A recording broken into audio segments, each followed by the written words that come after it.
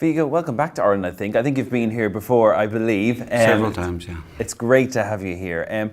Let's start off with this movie. I mean, Captain Fantastic, I absolutely loved the movie, but you're so it's so rare you bring out a movie, so nobody knows what you're going to bring out and what it's going to be like. So why did you choose this project? Because you're famously selective in what you do. Well, I have other interests and family, and I can't do as many movies as I might like. It's hard to find a story as good as this one, and when one comes your way and they're interested in you, you're happy, This was one of the best scripts I'd read. I realized that, after a few pages, this is going to be a special story. I hoped it would end well. A lot of times the story starts out quite well and then it doesn't quite hold together, but this was good from start to finish, and I met the director, liked his ideas a lot, so very happy to do it. And your character Ben in the movie, I mean, he's a pretty hard dad. Like, he's hard on his kids, but I suppose some would say in a good way. Do you think Ben is a good parent overall?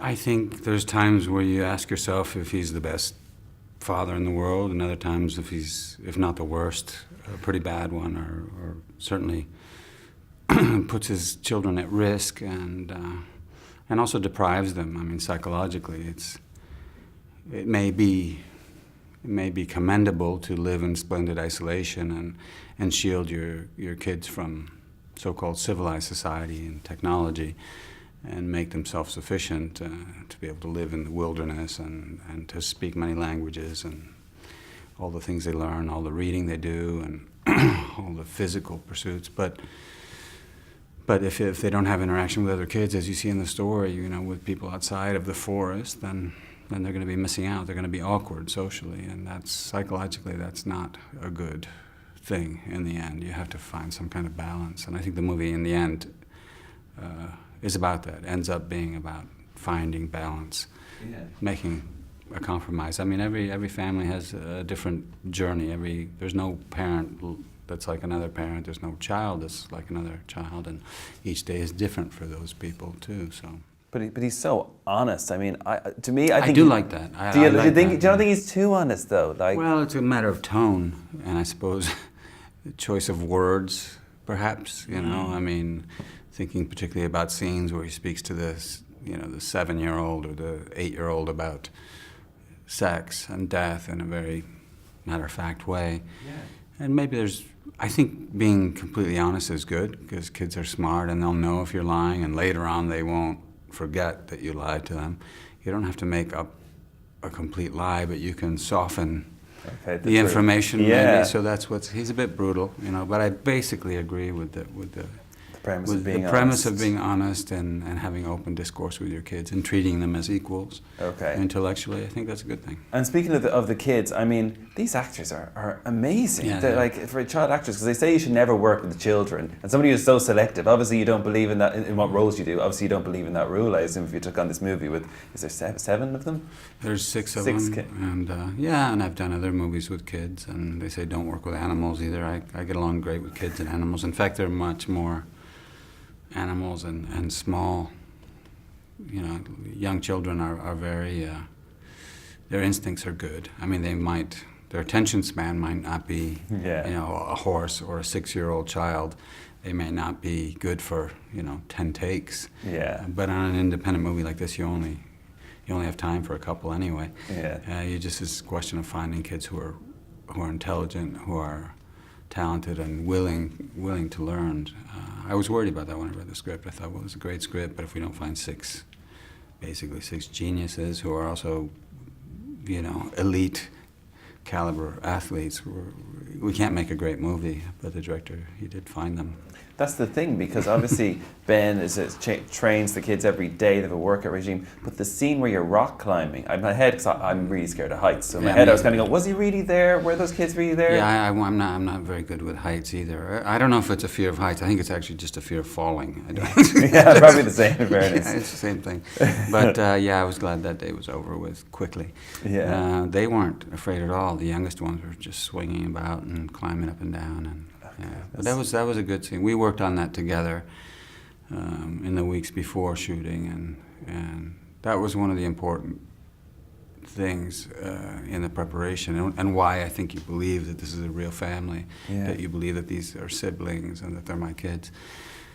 Because we did all that, we worked on music together, we were jamming every day a little bit and doing martial arts and doing rock climbing and, all Did I hear all you got kinds of... stuck with rock climbing? You got stuck, or you were left up there for No, an I hour or wasn't so? left. We were, they were very nice about it. And everybody climbed down for lunch. We had a lunch break, and I just didn't want to come down because I thought then I'll have to come up again. Oh, I just right, want to get it okay. over with, Yeah. It wasn't going to go any faster by me staying up there, but I just was more comfortable just staying up there and having a sandwich set up on a rope. And Well, speaking of being comfortable, there's a scene actually that was quite funny where you come in at the camper van and you're completely starkers, naked, and this couple come along who kind of are a bit shocked by your nudeness.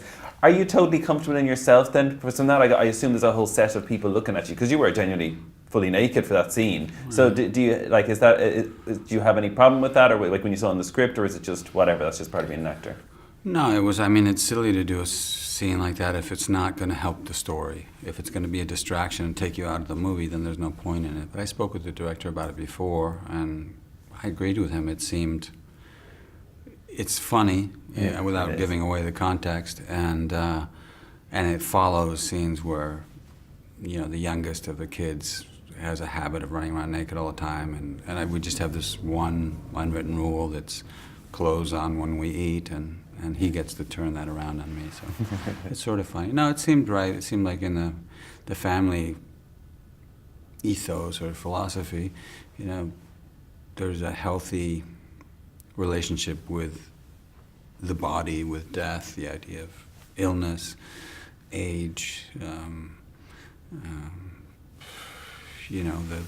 temporal nature of life, and sexuality. I mean, we speak, and sometimes it's shocking in the way that we speak about it, and funny, but it seemed part and parcel of what we were about as a family. And then Franklin Jetta, I absolutely love, and of course he's in this movie. I mean, you've worked with so many legends. What was he like? And do you learn from somebody like that who's such an amazing actor? Always, yeah. Sometimes people behave as you'd expect, but nobody's exactly like the roles they play. So someone who maybe only knows me from movies and thinks, oh, well, he's just like the guy in Captain Fantastic. I'm not.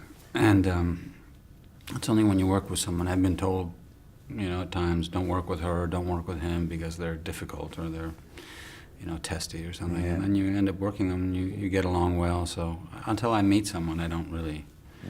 you see how it goes. But he's obviously he's done a lot of great work in the theater and in movies, and he did a really good job. It was hard to do what he did. He plays the grandfather, and he's, in a way, our nemesis, or my nemesis, because his character has conservative values, and he thinks that what we've done, his daughter and I, and by taking our kids out into the forest to live in this way, that it's brutal and unfair to the kids and dangerous and so forth. So he's kind of against that. But when you meet him in the story, he's not just a cardboard cutout bad guy in any way. He actually makes sense, and that's one of the strengths of the script, that you listen to him or you listen to my sister and make sense what they're saying, and I have to make adjustments, my character, Yeah, absolutely. And I heard that on the set of this film, the director said no mobile phones are allowed. Is this just one of those internet rumors, or No, he did that, and the kids did comply. And did you think is that a good? Because in this day and age, you great. can't go anywhere though. Was it good? I think it's wonderful. I think it should be like that on every movie. Yeah. Yeah. And definitely. would you be a big mobile phone user? Like, do you think they should ban it in restaurants and all sorts of places? Because maybe I find it rude and strange that people are on their phones when they're sitting across from someone they supposedly love or are wanting to have lunch or dinner with. I think it's odd. Just put the thing away. How important is it, Yeah. Or go outside. It's like, if you can't smoke in a restaurant, you shouldn't be able to talk on the phone in a restaurant. You should go outside and do it. Very true. Right. On that note, it's been a pleasure to talk to you, Viggo. Thanks so much for coming to Dublin, and congratulations on Captain Fantastic. Thank you. FM 104. Dublin's hit music station.